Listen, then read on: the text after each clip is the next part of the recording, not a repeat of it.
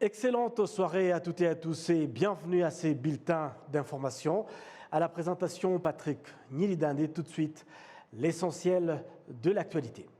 Les responsables des confessions religieuses œuvrant au Rwanda se déclarent prêts à appuyer les instances sanitaires au Rwanda dans la campagne de sensibilisation pour la vaccination anti-Covid pour les enfants âgés de 5 à 11 ans, une vaccination qui débute en octobre prochain. Le point avec Jean-Damascène Manichim. C'est le vaccin de type Pfizer qui sera administré aux enfants âgés de 5 à 11 ans pour booster leur système immunitaire contre la pandémie de Covid-19. Alors que par le passé, certaines personnes affichaient une certaine résistance sur base des croyances religieuses, les responsables de ces confessions se déclarent prêts à œuvrer pour le changement de mentalité pour ceux qui hésiteraient à participer pleinement à cette activité.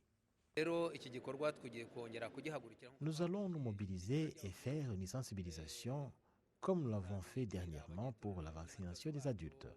Nous allons informer nos fidèles que nous rencontrons facilement. Nos fidèles viennent régulièrement et nous sommes toujours en contact avec eux.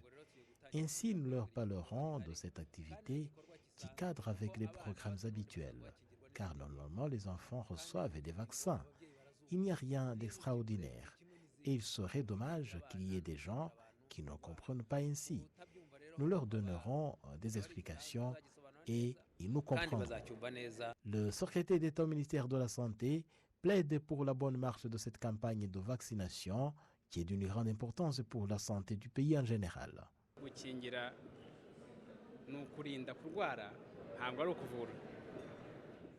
La vaccination rentre dans le cadre de la prévention, ce n'est pas un traitement.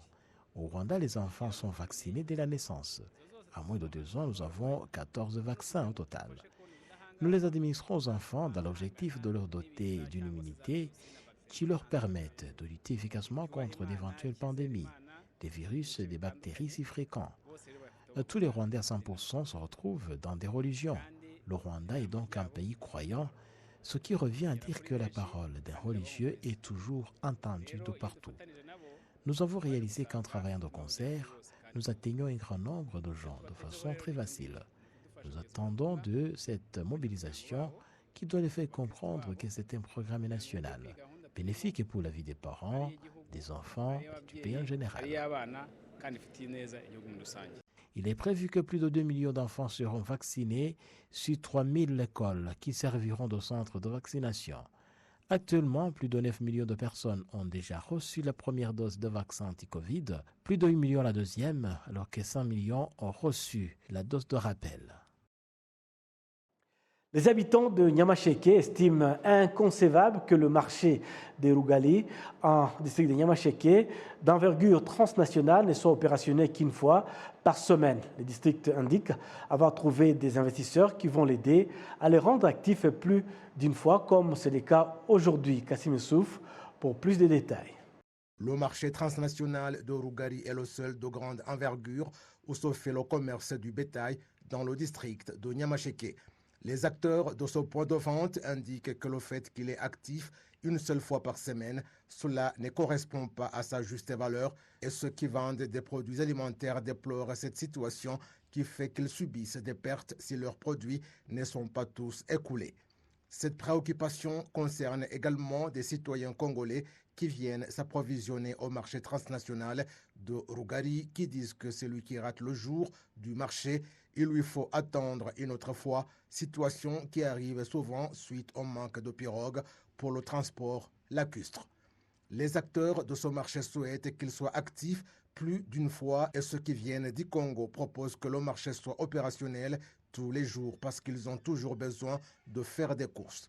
L'une des raisons qui font que ce marché soit actif une fois par semaine alors que sa construction a coûté environ 3 milliards de francs rwandais, c'est le manque de bétail à vendre et qu'il y a d'autres places dans le district où l'on vend du bétail.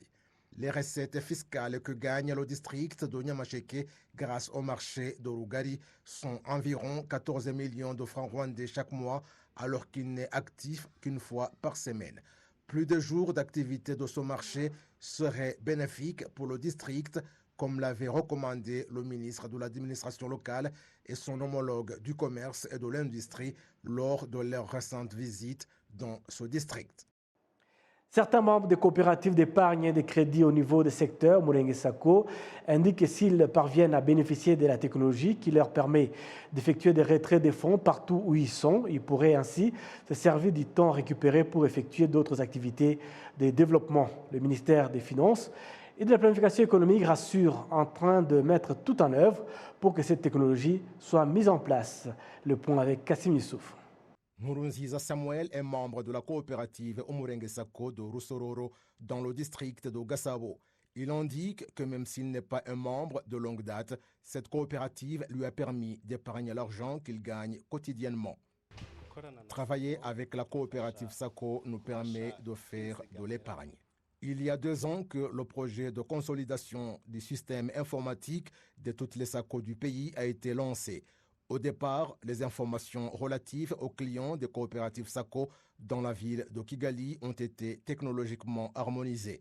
Certains membres affirment que cette technologie est arrivée en tant que solution à la durée d'attente qu'ils passaient pour avoir accès aux services, mais souhaitent qu'elle puisse également leur épargner des longs trajets pour aller chercher de l'argent. Il y a quelque chose qui a changé. Ils ont maintenant la technologie permettant de suivre le mouvement du compte, mais nous souhaitons qu'ils puissent franchir un autre palier de manière à ne pas faire un long trajet pour aller retirer de l'argent. Qu'on soit en Douva ou en ville, il serait encore mieux qu'on puisse retirer de l'argent. Les gérants des coopératives Umurenge Sako disent que lorsque le système informatique sera consolidé, le fonctionnement des Sako pourra passer à un niveau supérieur. Cela signifie que plus nous adoptons la technologie, plus nous pourrons accorder d'autres services de crédit que nous n'effectuions pas avant. La consolidation du système informatique des coopératives Umurenge Sako est un projet que le ministère des Finances et de la planification économique met en exécution et dont la première phase sera achevée l'année prochaine. Au début du projet, au cours des 2 et 3 premiers mois, notre plan était que dans un délai de 12 mois, les Sako devaient avoir été dotés de la technologie. Le Covid est alors intervenu et puis le système que nous proposons n'a pas été acheté mais a été développé et lancé par le Minecofin et tout système doit prendre un certain temps pour que toutes les erreurs soient éliminées. Pour que les informations soient claires et exemptes de toute erreur dans d'autres Sako, il fallait que nous prenions du temps pour tout mettre au point dans Kigali et je pense que nous avons réalisé du progrès qui permettra qu'au cours des 10 mois ou pas plus tard que le mois de juin l'année prochaine, les 300 Sako restants soient également dotés de la technologie et suivra ensuite la consolidation du système informatique au niveau du secteur et c'est cette consolidation qui permettra à un habitant de Gayeye de pouvoir avoir accès à son argent lorsqu'il sera à Kigali par exemple.